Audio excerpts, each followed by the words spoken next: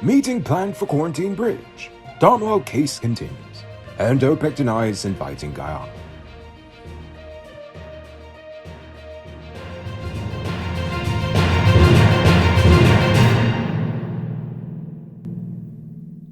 Hi, I'm Enrico Bulford, and this is Uncut News. Do you see news happening? Send us a tip on WhatsApp at 592-659-6151. The Minister of Public Works of Suriname, Dr. Riyad Nur Mohammed, will attend the second high-level decision-makers meeting on the planned Quarantine River Bridge in Guyana.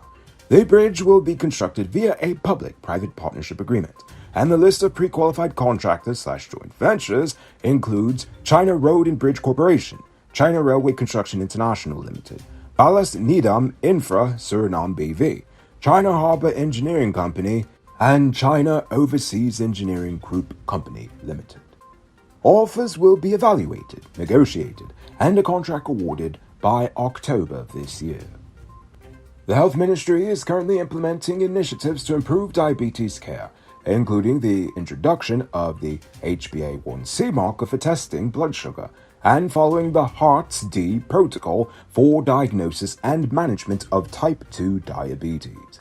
The Health Ministry is also developing new diabetes guidelines and training primary healthcare doctors to use them, with the goal of offering better care and controlling blood sugar levels for the estimated 66,000 people living with diabetes in Guyana. Over 60 vendors along the popular hangout Plaisance Line Top on the East Coast were issued letters to vacate their spots within 7 days for a 4-lane road expansion.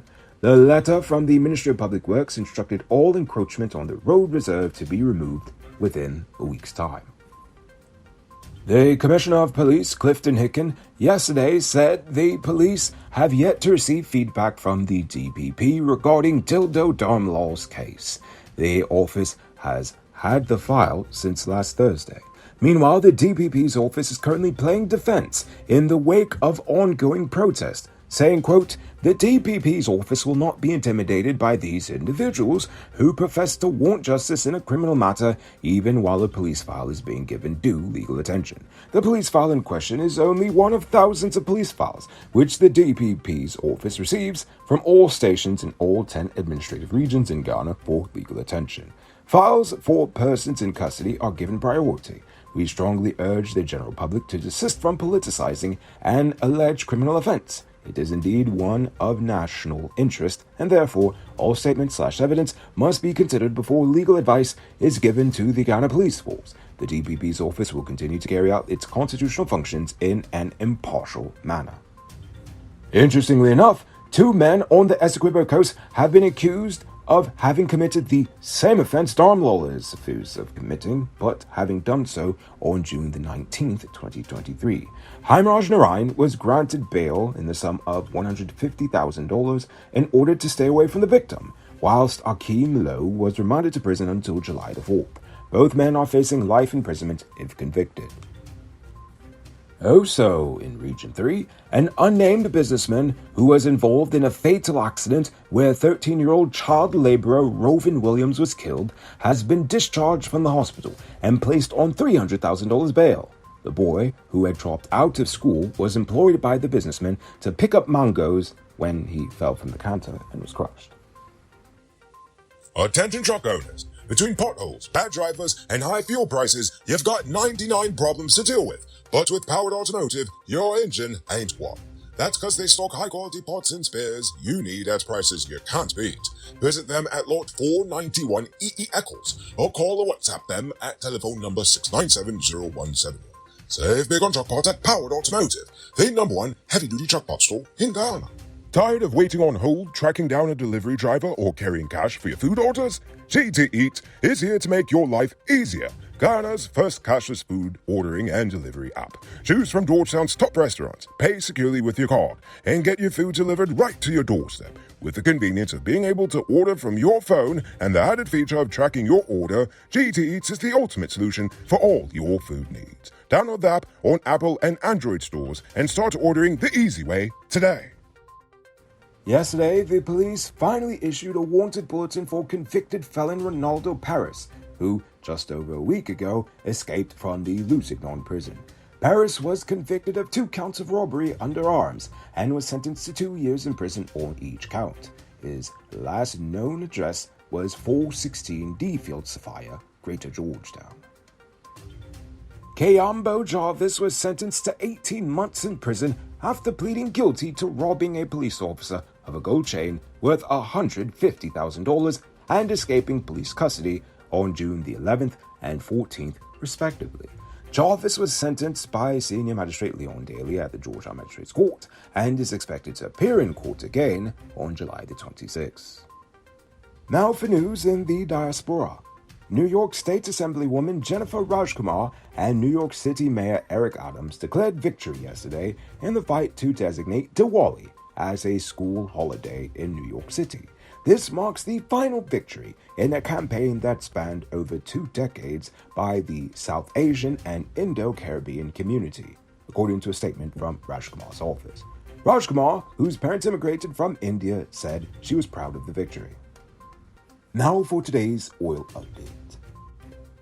Norton has expressed disappointment with the Petroleum Activities Bill, citing concerns about insurance and liability coverage, transparency in the auction process, government spending from cost oil, feasibility studies, audits, the establishment of a petroleum commission, royalty payments, and compliance with the Extractive Industries Transparency Initiative. The opposition plans to provide a more comprehensive analysis of the bill when it is presented to the National Assembly and argues that the 2-week window for public inputs is insufficient. Contrary to a report from the Wall Street Journal, OPEC says they did not invite Guyana to become a member of the cartel. However, Guyana's Minister of Natural Resources has been invited to participate in the 8th International OPEC Seminar in Vienna, Austria next month, along with representatives from other producing and consuming nations, intergovernmental organizations, and industry experts. But they made it clear that an invitation to the event is not an invitation to the group. Robbery season might be over, but the streets are still mean. That's why you need to get security for your home or business with Sheriff Security. Sheriff Security has well-trained guards, armed and unarmed patrol, marine patrol, canine services. They speed even our drones. Why? Because your security is their highest priority. You've seen the rest. Now hire the best. Hire Sheriff Security Service today. Now for our Uncut News Views Poll Question of the Day. Every day we post a question about current events in Ghana, the region, the diaspora, and how you feel at least was. Last night I asked, what should we do about childhood obesity in Guyana? But before we get to that, I'm proud to announce our latest addition to the Noble Army, Richard Singh, who is supporting us at the reporter level, the highest level of monthly support we've received so far. So thank you, Richard Singh. And also a special thank you to David Griffith, Dion Nascimento, Project Zero, and Dimitri V. I appreciate you all. And if you're watching at home and you'd like to support our movement, just hit the link in the video description. Jay Jairam says ban fast foods, teach kids about healthy eating in schools. Narayan Ramdat says parents and teachers should start teaching our children how to eat healthy at all ages. It's never too early to learn about nutrition. Dimitri V says we should educate our kids about good nutrition as well as setting the example because, as we've alluded to, fast food is the main culprit. The nation where these restaurants come from has one of the highest obesity rates in the world. Ghana should not be following suit. Also, Guyanese need to improve their cuisine at home as well. Too much fried foods and things made of flour and oil. I agree. Flour, oil, and sugar, and salts are killers. Barefoot Wanderer says energy drinks are the #1 seller in Guyana, with soft drinks being a close second, and both are terrible for your health. Unlike America, Guyana does not have the population to even allow for excess deaths due to unhealthy diets. We don't even have a healthcare system to even look after these people. There needs to be school programs to teach children about the dangers of long-term effects of a bad diet and what it does to your body. It's time to replace the Rona billboards with visuals of exercising and healthy food choices. After-school sports programs and sports leagues need to be created and supported by the government to help the youth stay active and out of the streets. Without a healthy population, there will be no workers, which are taxpayers. And finally, user YT4B says, child obesity is something we should not take lightly. The Western diet has proven time and time again to be a major contributor to obesity. I believe that if parents and the school system equip themselves with this knowledge and take serious steps like introducing more whole foods and plant-based foods into children's diets, this will surely bring the percentage of juvenile obesity down. And again, it's easier said than done.